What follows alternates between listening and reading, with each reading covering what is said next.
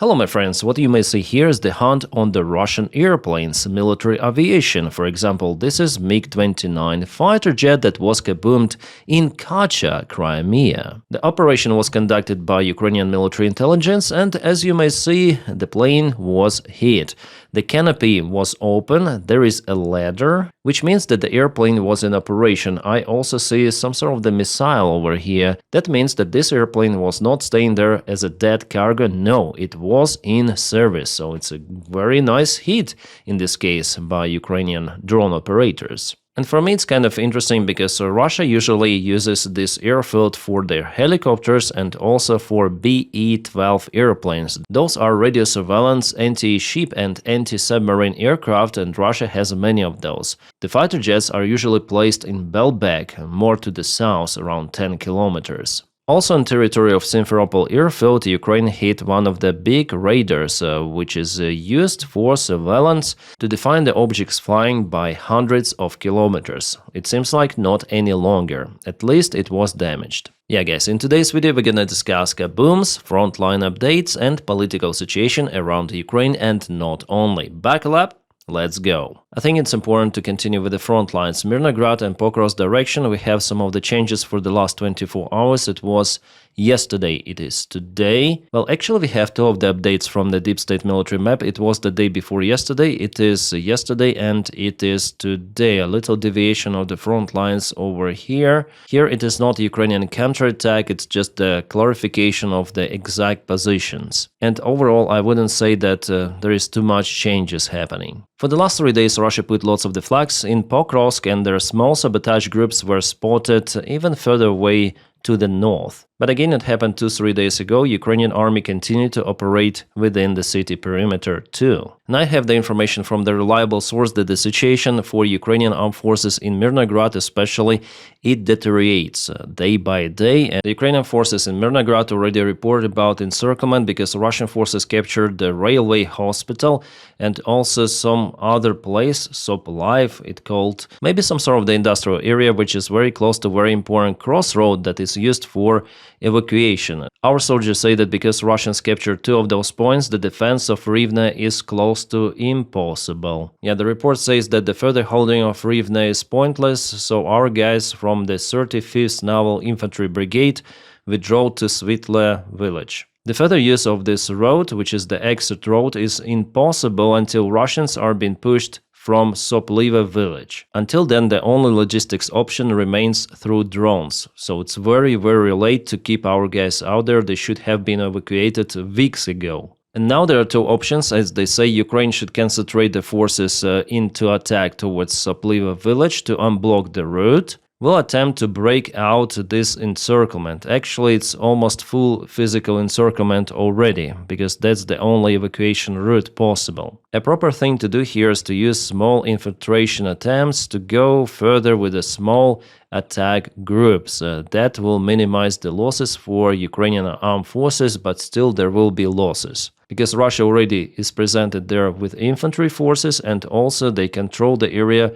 with their drones and artillery. Sometimes they also use aviation gliding bombs, including Mirnograd itself. Guys, I'm not reading it out from the Russian channels. Those are Ukrainian analytics, and they share what our soldiers are definitely saying, like actual situation on the front lines. They also write that through the increasingly widespread culture of lying in the Ukrainian armed forces, and definitely with Syrsky it's like that, the Ukrainian units surrounded in Mirnograd began sending the information packages to journalists and analytics groups 3 days ago. That's why we have this information. Describing the real situation and providing video evidence to confirm it. The military groups presented in Mirnograd wanted to pressure Syrsky and the general staff, forcing them to take appropriate actions. The analytic Thorkill also shares this information with the explanation, and here is the map. So 35th Brigade 25th, and there is the presence of the Russian forces, a very small bottleneck, and it's impossible now to evacuate using this route without losses. Yeah, that's the last road that connects Mirnograd, but the presence of the Russian forces is very close to the crossroad. Here they're also very close, which means that basically Ukrainian armed forces are almost fully physically encircled. We may say already about encirclement of Ukrainian army. And what is shown here is the gray zone may not be so optimistic. I mean, deep state military map, they have lots of the gray zones, but in fact there could be different situations. We understand that Ukrainian armed forces, well, they're in a huge risk here. So if our guys, they're imprisoned, captured by Russians, or in the worst case, unalived, well, it's gonna demoralize Ukrainian soldiers in general and Ukrainian society. And you may understand why it happens. There was no order for our guys to leave this area. Now it's kind of late, yeah? Alright, next we go to Zaporizhia direction. Here we have plus minus news, so positive and negative. The positive news is over here. Yes, you see Russian flags in Dobropilya. This is Dobropilya of Zaporizhia Oblast. And why this is positive? Because those flags, they didn't keep up for a long time in this area. All of the Russian infiltration attempts were repelled together with Russian infantry. It was a standard Russian flag operation that was filmed just for the propaganda purposes. They sent some of the Chmobiks there. Usually those drug addict alcoholics, they go somewhere for those missions. Russia doesn't want to waste capable forces for those flag attacks. But later on in the same area you see our guys with the Ukrainian flag, so Dobropilya is still under Ukrainian control. There was an attempt for Russians to get it, but it was not successful. Good news! The presence of a Ukrainian army was spotted in entire Dobropilya, not just near to that hangar building. But Russians still moved towards Gulai-Pole, so it was 2 days ago and it is today. Just a little advancement over here across the road with the main forces. But the fight in the settlement is not happening yet. Russians continue to use aviation gliding bombs, but Ukraine tries to target Russian positions with the help of the drones. There was the presence of the small Russian group very close to Gulai-Pole, but Ukrainian drones dealt with that, as you may see. One more update we have from the deep state military map, and it is happening in the Kharkiv region. There Russia also propelled a little forward, I would say not just a little, but they crossed the river of Vovcha in Vovchansk. So it was yesterday, it is today. The Russian armed forces are already presented in the southern part of Vovchansk. This town is important for defense actually, and before, I guess in 2023, Ukraine was capable to counterattack, pushing Russians away across Vovcha river, and it was status quo there for extensive period of time, for more than a year. But recently Russians intensified attacks, probably they sent more reinforcements. As for the front lines updates, mainly that's it for today. And let's continue with Kaboom news. This is Nevinominsk, Stavropolsky Krai. This is the Russian MiG-29 fighter jet. Today I already spoke about this kind of the airplane at the very beginning of the video, but nevertheless it was not the target. The main goal for Ukraine was to hit the factory for Russian fertilizers, Azot factory it's called. It is located in industrial park. This factory is also used to produce components for the Russian shells. Those components are added to powder to make it burn faster and with more force. And the plane is not flying, it is there as a monument. Нихуя не видно, но там прям дымочек нормальный. Oryol Oblast, this is the thermal power plant that was kaputted the last night.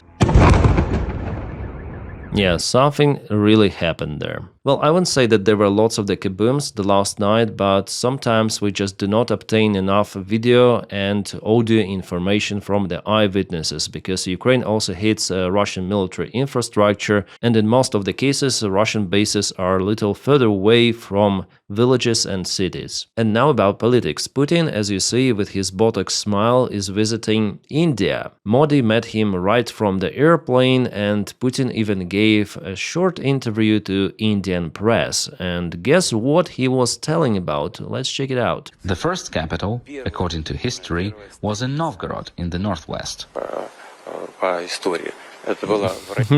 She is like, look at her emotion. Like, what are you telling, guy? What are you telling? Later, the federal status moved to the city of Veliki Novgorod. As you see, the same bullshit Putin tells in every of his interview to the world press, like he did with Tucker Carlson and so on. And that history variant is presented only in his head. He is crazy, and he started this war because of this craziness. He wants to occupy Ukraine, and not only. And he wants Russia to regain all of those lands. That's his purpose. It's not about Donbass or something. That is what Americans are now pushing Ukraine to give up, yeah? Trump and Witkov, Kushner. They need to listen to this crazy guy. Yes, he's unhinged crazy. And he started this war because of this Russian chauvinism, cockroaches in his head and in the heads of some other Russians who vote for Putin and who support this so-called special military operation. Putin is not going to stop, and the failed peace agreement shows that. By the way, my friends, I have another channel. It's called Captain Dennis. You may check it out in the video description right below. There I tell about American politics, about general news, drama, some of the hiking, cooking videos, and today I said about the peace deal failed. What is next? Kind of the long video. Just me talking to the camera, my thoughts. So if you are interested in that kind of the content, you may subscribe, and also I stream there almost every day. All of the legacy media sources already called those negotiations a failure, like for example the Times, New York Times, Wall Street Journal, Washington Post. And they are saying what I'm telling to you for a very long time, that it is not possible to influence Putin with just limited sanctions and with just limited Ukrainian military support. Russia is encouraged. Moreover, those Witkov peace talks, they showed that the United States is willing to cooperate with Russia directly, and they're not willing to cooperate with Europe. So Europe is betrayed. And President of France, Macron, mentioned that. He said that America betrayed Europe and Ukraine.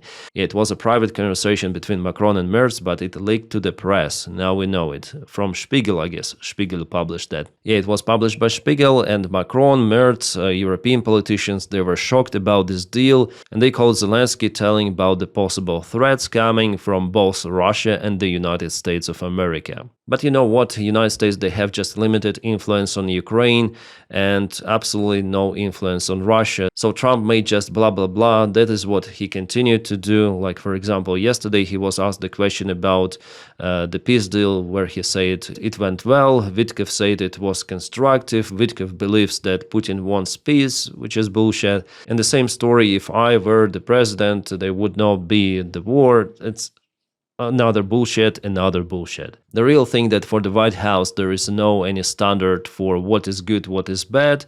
There are no allies, just business partners, and they want to have the partnership with Russia, which is unhinged crazy, and they don't see the real threat coming from Russia as from aggressor state, as well as from China, by the way. One more interesting article: Ukraine peace plan has only led to Putin losing his fear of Trump. 100%. Trump is played by Putin very easily. He is like this small boy. Alright, also we have kind of the interesting remark from Putin himself. He says that Russia will continue its liberation operation, like to liberate Donbass and Novorossiya. It's kind of interesting, because what Russia calls Novorossiya is actually bigger than Donbass. It is presented just in a sick fantasy of Putin and those Russians who think like Putin, and there are different maps presented, like this one, for example, with Kharkivska Oblast. There is also the one without Kharkivska Oblast, without Dnipropetrovsk Oblast. But what is 100% that this imaginable Novorossiya is way bigger than Donbass. So Putin is not going to stop. His goal is to annex all of those territories, including Odessa Oblast, Nikolaevska, Dnipropetrovsk, Kharkivska, and maybe more. He wants to annex those territories, make Novorossiya as one more oblast of Russia, and the rest of the Ukraine he plans to make some sort of the slave state as Belarus, for example, with the Russian puppet government in charge. That's his goal, and he's saying about it openly. Just listen to Putin. New Zealand and Australia, and they are not in NATO. They are close NATO partners. So New Zealand and Australia, they joined this Pearl program to purchase American weapons for Ukraine. This is awesome. At the same time, there was the news that Italy will not take part in Pearl, but Italy has direct military support for Ukraine, and Italy was never the part of Pearl program. But it doesn't mean that Italy will stop supporting Ukraine, no. And also there is the probability for Greece to join into the Pearl program for Ukraine, which is also nice. And again, this prick, the Belgian Prime Minister, he wants to keep Russian frozen assets because Belgium earns from that. Before he said that confiscating the Russian assets may harm the peace deal, now he says that Russia will not lose and called the claims of the Russians' defeat a fairy tale and total illusion. Reminds me Orban. He warned that Russian assets must be returned post-war and said Moscow threatened Belgium with eternal retaliation. If confiscated, I wonder whom they afraid of. Maybe Medvedev? Because it is Dmitry Medvedev once again who wrote this stuff. If the crazy European Union does still frozen Russian assets for a reparations loan, we may view it as a casus belli with all of the relevant implications for Brussels and company. Then these funds may have to be returned not in a court but as real reparations paid in kind by Russia's fallen foes. That's the diagnosis already, but it definitely shows that Russia afraid for its funds. And guys, it's not just about this Belgian Prime Minister, it's about European Union in general and all of those officials, politicians, bureaucrats who don't give about what is happening in Ukraine really. With this partial military support of Ukraine and how they're afraid to escalate, they're bringing this war closer to European Union itself and in NATO. Unfortunately, there is pretty much high chance for it to happen pretty much soon. I hope I'm wrong, but it seems like it's inevitable. Then Putin sees that Europe is damn weak and America is damn stupid. Again, I don't mean people who live out there, just politicians, managers, leaders, you may call them. Yeah, they are out of reality.